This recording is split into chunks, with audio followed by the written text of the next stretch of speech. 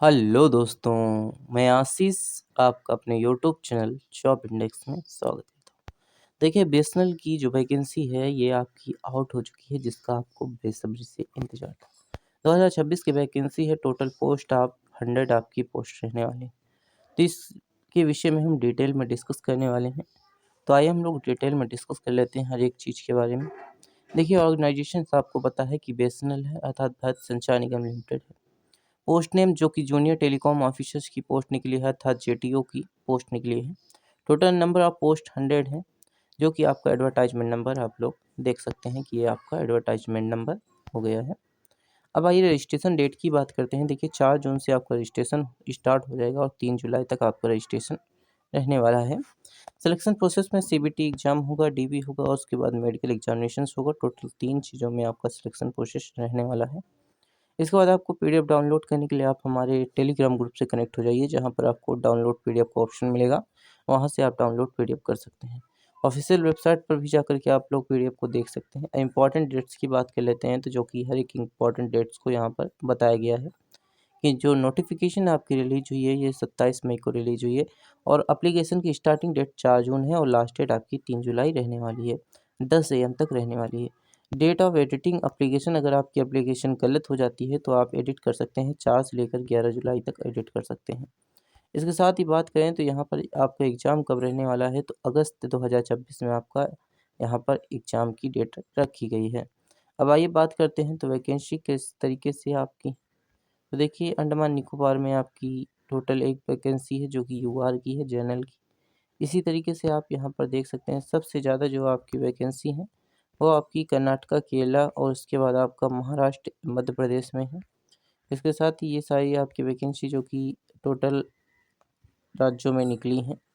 इसमें आज total 100 vacancy हैं, जिसमें से आपकी यूआर की 61 हैं और इसके बाद जनरल, इसके बाद SC ST की आपकी वैकेंसी देखने को मिल जाएंगी। अब एलिजिबिलिटी की बात कर लेते हैं। देखिए, क्वालिफ़िकेशंस बहुत ही इंपॉर्टेंट होती है, जिसके पहले हम क्वालिफ़िकेशन से पहले एज की बात कर लेते हैं। तो आपका कंप्लीट ग्रेजुएशन होना चाहिए, मतलब आपके पास बीटेक की डिग्री होनी चाहिए। टेलीकॉम कंपनी है तो यहाँ पर आपका इलेक्ट्रिकल से टेलीकॉम कम्युनिकेशन से आपकी वैकेंसीज मांगता है। 20 से 30 ईयर्स की आपकी एज होनी चाहिए। इसकी क्वालिफ़िकेशंस देखिए हम डिटेल में डिस्कस करेंगे क्वालिफ़िकेशंस। इसमें बैचलर ऑफ इंजीनियर डिग्री होनी चाहिए। किसी कौन सी जो कि आपकी ब्रांच हो सकती है, telecommunication, electronics, radio, computers, information technology. इसके बाद इंस्ट्रूमेशंस, इसके बाद यहाँ पर आपका एमएससी होना चाहिए। तो आप अगर कैंडिडेट है बी पास एमएससी तो आपको एमएससी का यहाँ पर भर सकते हैं, एमएससी से अगर आप पास किए हैं।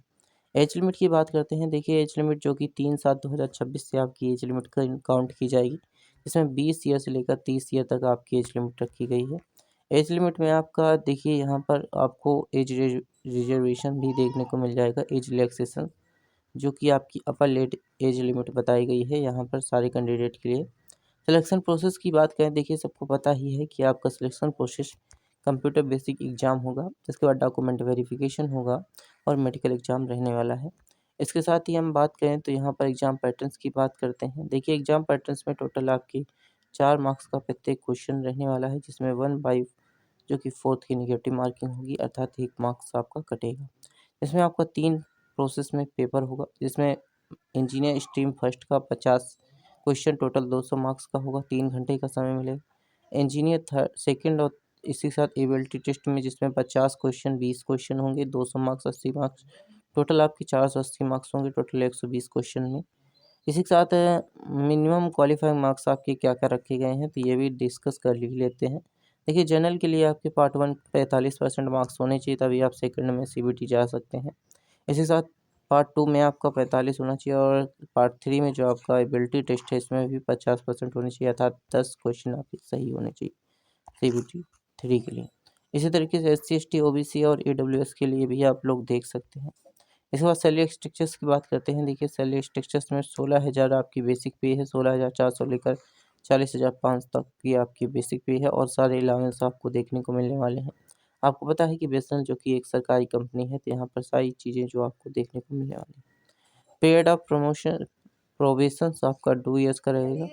इसके बाद जो कि सर्टिफिकेट कैंडिडेट है, यहाँ पर बॉन्ड होगा 6 लाख रुपीज़ जो कि service duration of period and 5 years में देखने को मिलेगा। ट्रेनिंग आपकी होने वाली है, ये सारी चीज़ें आपकी रहने वाली हैं। इसके साथ ही आपकी एप्लीकेशन फॉर्म को किस तरीके से यहाँ पर आपकी फ़ीस रहेगी ये भी देख लेते हैं। देखिए एप्लीकेशन फ़ीस जो आपकी UR, OBC and EWS candidate के लिए 2000 रुपये रहेगी। SC, ST and PWBD candidate के लिए 1000 रुपये रहने वाली है।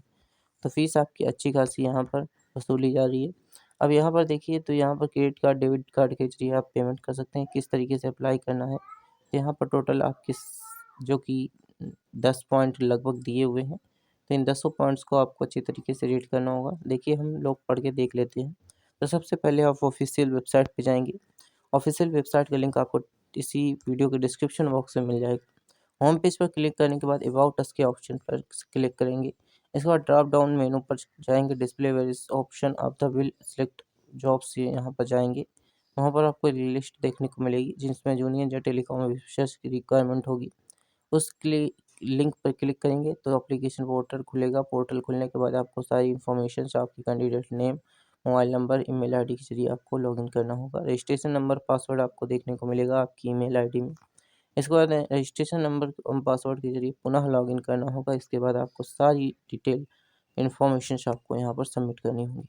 सबमिट करने के बाद आपको डॉक्यूमेंट को जो पेमेंट है आपको पेमेंट फ़ीस पे करनी होगी। पेमेंट फ़ीस की रसीद अपने पास रखनी होगी। जो एप्लीकेशंस को आपने भरा है इसकी भी रसीद आपके पास अपने पास रखनी होगी, ताकि आने वाले समय में आपके ये काम आ सके। तो इस तरीके से आपकी वैकेंसी रहने वाली है, क्योंकि अच्छी खासी वैकेंसी थी, तो यहाँ पर हमने डिस्कस किया आपके साथ।